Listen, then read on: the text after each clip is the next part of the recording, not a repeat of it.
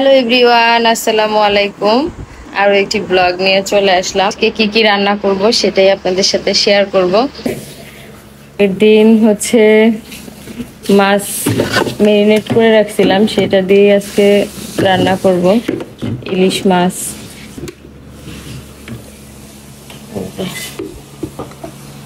ইলিশ মাছ এখন এটা নরমাল হওয়ার জন্য রেখে দিব।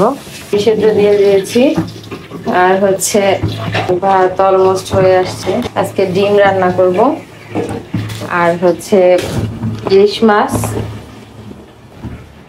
টাটকা, কালকে হচ্ছে আপনাদের ভাইয়া নিয়ে আসছে চিচিঙ্গে, এটা দিয়েই আজকে ইলিশ মাছ রান্না করব। এই যে ডিমগুলা সব ছিলে নিয়েছি। প্রথমে তেল দিয়ে দিচ্ছি, চুলাটা অন করে দিব। তেলের মধ্যে আমি লবণ আর হলুদ দিয়ে দিছি। এখন হচ্ছে একে একে যে কেটে রাখা ডিমগুলা ফ্রাই করার জন্য দিয়ে দিব। এই যে ডিমগুলো সব দিয়ে দিচ্ছি, এখন এগুলো ভালোভাবে ভেজে নিব। এই যে ডিম ভাজা আমার হয়ে গেছে। এখন ডিমটা রান্না করার জন্য যা যা লাগবে সেগুলো রেডি করব। এখন ডিম রান্না করব আর এই যে মাছ রান্না করব, সেই জন্য এটাও কেটে নিব আর হচ্ছে পেঁয়াজ গুলাও কেটে নিব।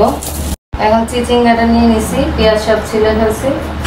এই যে চিচিঙ্গা এভাবে করে কেটে নিব, তারপরে ছিলে নেব।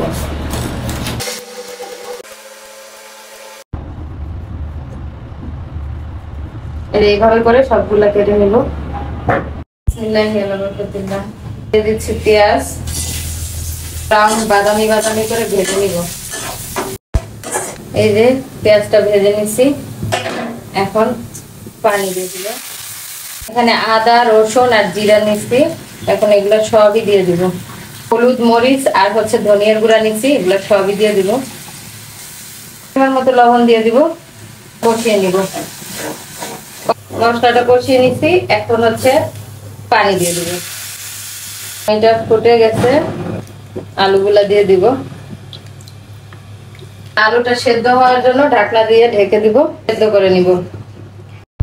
ডিম ভাজা যে তেল ছিল সেটাই আরেকটু তেল দিয়ে এখন হচ্ছে এই মাছগুলো নরম হয়ে গেছে, এখন ভালোভাবে মেখে, এটা হলুদ আর লবণ দিয়ে মেখে রেখে দিয়েছিলাম আগের দিন ফ্রিজে।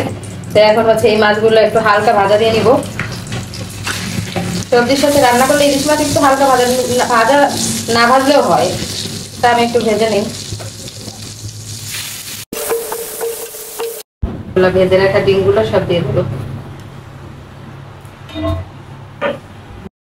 রান্না আমার প্রায় হয়ে আসছে, এটা এরকম ঝোলঝোলি রাখবো। তো উঠানোর আগে কয়েকটা কাঁচামরিচ দিয়ে নিব। এখন এই চুলায় ইলিশ মাছটা রান্না করব। পেঁয়াজ দিয়ে দিচ্ছি, এখন পানি দিয়ে দিব সামান্য পরিমাণ মশলা কষানোর জন্য। আদা বাটা দিয়ে রান্না করবো, এই জন্য বেশি খুব একটা মশলা দিব না। মরিচের গুঁড়া, হলুদের গুঁড়া আর ধনিয়ার গুঁড়া আছে, লবণ দিছি, এই জন্য হচ্ছে গিয়ে ওই তরকারির জন্য সামান্য পরিমাণ লবণ দিয়ে কষিয়ে নিব। মশলা কষানো হয়ে গেছে, এখন পানি দিয়ে দিব। এখন ঢাকনা দিয়ে ঢেকে দিব। এই যে পানিটা পুরো ফুটে গেছে, এখন হচ্ছে এই যে চিচিঙ্গা গুলা দিয়ে দিব। চিচিঙ্গা গুলো আমি ভালোভাবে ধুয়ে নিছি। ভেজে রাখা মাছগুলো এখন এক এক করে উপরে সুন্দর করে দিয়ে দিব, নাড়া দিয়ে দিব। দিয়ে বেশি নাড়াচাড়া করা যাবে না, তাহলে মাছগুলো ভেঙে যাবে। এখন ঢেকে দিব, ঢেকে 5 মিনিট রান্না করে দিয়ে দিব।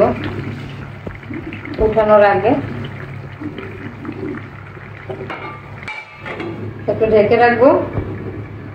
আজকে কি কি রান্না করলাম? আজকে যে ডিম রান্না করলাম আলু দিয়ে, আর এই যে চিচিঙ্গা দিয়ে ইলিশ মাছ, ভাত, এই আজকে দুপুরের রান্না। তো সবাই ভালো থাকবেন, আল্লাহ হাফেজ।